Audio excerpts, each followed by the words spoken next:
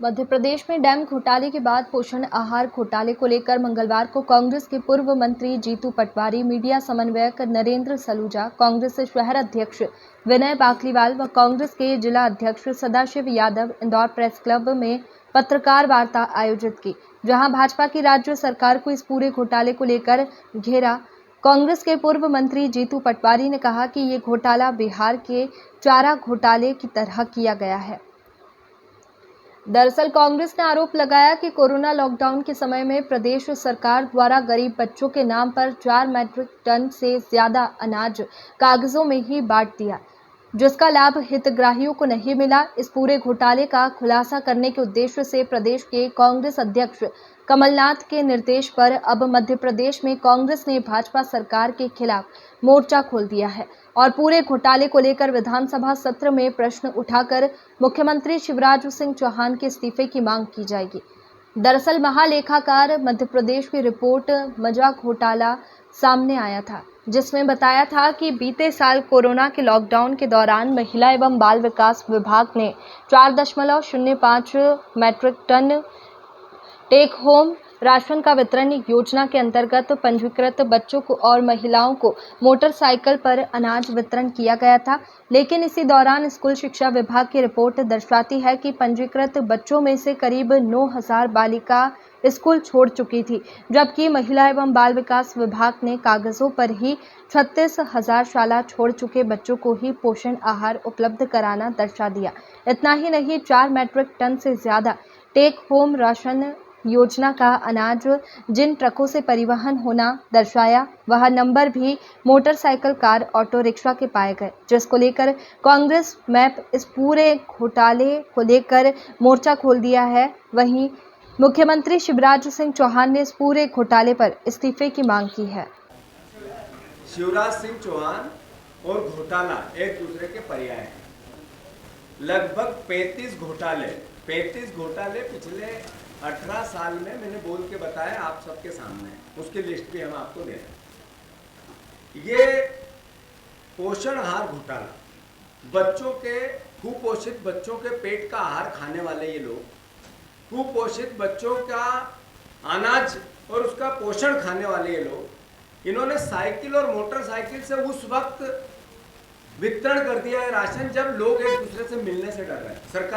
सरकारी पाबंदियां, घर में से निकलने पर सरकारी प्रतिबंध था, तब इन्होंने लगभग 400 करोड़ रुपए का राशन वितरण किया। वो स्कूलों में किया, आंगनवाड़ियों में किया और यहां तक कि घर घर किया, और लाखों टन राशन मोटरसाइकिल पर वितरण किया।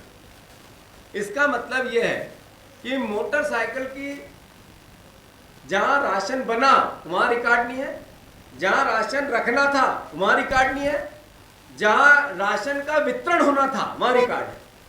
इसका मतलब उत्पादन हुआ ही नहीं, कहीं पर भी उसका किसी भी प्रकार का कहीं स्टॉक नहीं हुआ, पर वितरण हो गया। ये महालेखा की रिपोर्ट कहती है। जब हमारे सरकार से पूछा जाता है, मंत्री जी से पूछा जाता है, तो वो कहते हैं ये जो महालेखा होता है ये अंतिम भगवान नहीं है, इसको हम नहीं मानते। इसका मतलब है कि ये शिवराज जी का, जैसा मैंने कहा कि भ्रष्टाचार और ये एक दूसरे के पर्याय हैं। इसका एक और उदाहरण, 850 से ज्यादा भ्रष्टाचार के अभियोजन अधिकारी, नेता और कर्मचारियों पर लंबित है, अनुमति नहीं है। अगर ये ईमानदार लोग हैं तो वो भ्रष्टाचार की अनुमतियां क्यों नहीं दे रहे हैं? और ये कुपोषित बच्चों का जब अनाज आप खा गए तो फिर महालेखा के संवैधानिक पद का अपमान क्यों कर रहे हैं? ये सवाल आज मध्य प्रदेश की आम जनता में, आप लोगों में, जो मीडिया ने सतर्कता से ये बात उठाई, कांग्रेस पार्टी उसके साथ समर्थन में इसके हर पहलू पर ध्यान रखते हुए विधानसभा में अपनी बात रखेगी। और शिवराज जी से इस पूरे प्रकरण में छोटा मोटा कृत्य नहीं है। आपने गर्भवती बेटियों की बहनों का राशन खा गया, आप बच्चियां जो स्कूल में पढ़ती है, नवजात छोटी छोटी 5वीं 6वीं 7वीं 8वीं, उन बच्चियों की का राशन खा गए। आप कुपोषित बच्चे जो घर में मध्य प्रदेश कुपोषण में नंबर 1 है, उसका राशन खा गए, और फिर आप कहते हो कि हम इसको नहीं मानते। तो आप इन कुपोषित लोगों का कुपोषण विभाग के माध्यम से राशन खाने वाले लोगों पर चल रहा है। और दमनता से सरकार कहती है कि एक व्यक्ति की रिपोर्ट कुछ नहीं होती है, इन्हें संवैधानिक व्यवस्था को हम मानते ही नहीं, जो चाहेंगे वो करेंगे, लोग हमें वोट देते हैं। ये भाव एक सरकार का तानाशाही और लोकतंत्र की हत्या का है। कुल मिला के जैसा मेरे पहले नरेंद्र सलूजा जी ने कहा कि मुख्यमंत्री चूंकि इस विभाग के मंत्री हैं, उनको इस्तीफा देना चाहिए। इससे पहले भी उदाहरण पेश किए हैं माधवराव सिंधिया जी ने, लाल बहादुर शास्त्री जी ने, और ये सबसे बड़े ईमानदार आदमी करके बात करने वाले, इनको जितनी जल्दी हो अपनी ईमानदारी का प्रमाण देना चाहिए कि मैं चोर नहीं हूं। जहां शिवराज रहते हैं वहीं घोटाले क्यों होते हैं? जितने घोटाले मैंने आपको बताए 60% घोटाले शिवराज के जी के विभाग के, जहां वो मंत्री रहते। ये डैम है जिस विभाग का है, पीएचई है, नर्मदा का जो विभाग है हमारा, एनवीडीए, इन विभागों का लगभग पीएस पिछले जल्दी क्यों खरीदे जाते हैं और कहां लगते हैं, कहां बनते हैं, सब पता है मुझे। मतलब वो कहते हैं कि तुम चोरी कर रहे हो, मैं मूर्ख नहीं हूं। तो इसका मतलब है शिवराज जी और घोटाला, शिवराज जी और भ्रष्टाचार, शिवराज और भ्रष्टाचार एक दूसरे के पर्याय बने। साथियों, ये भावना सिर्फ कांग्रेस पार्टी की नहीं है, ये भावना मध्य प्रदेश के आम जन की है। ये भावना आप लोगों के माध्यम से और ताकत से जाना चाहिए, ये मेरा अनुरोध है। मैं आप सबसे अनुरोध करता हूँ कि एक एक करके आप सब प्रश्न पूछें, हम उत्तर।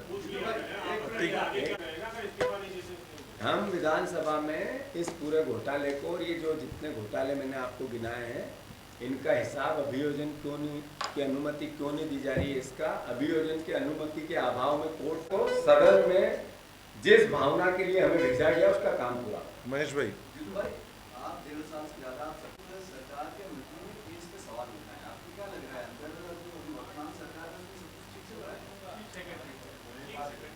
ऐसा है, मैंने जैसा कहा कि अली बाबा 40 चोर, जो शिवराज जी हैं वो मुख्यमंत्री बने रहने के लिए बने। लूटो देखूंगा ही, रोज देखूंगा टीवी को, वीडियो को, विजुअल को, विज्ञापन। आपने कारम डैम में हुआ, एक आदमी को तो पकड़ के बता देते कि तू दोषी है, नहीं बताया। क्यों? 100 करोड़ का डैम 300 करोड़ का करने का पावर तो मुख्यमंत्री का ही था, इस कैबिनेट का ही था। तो सारे चोर हैं, कहे तो कहे किसको?